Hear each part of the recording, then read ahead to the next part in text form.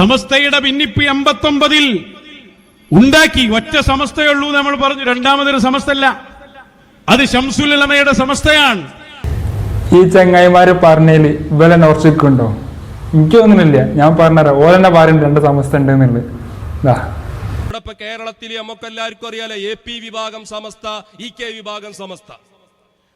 ഇങ്ങനെ 2 സമസ്ത ഉണ്ട്. പിന്നെ ഇപ്പൊ ഒരുത്തൻ പറഞ്ഞ് ഒരു സമസ്തയുള്ളൂ, മറ്റൊരുത്തൻ പറഞ്ഞ് 2 സമസ്ത ഉണ്ട്.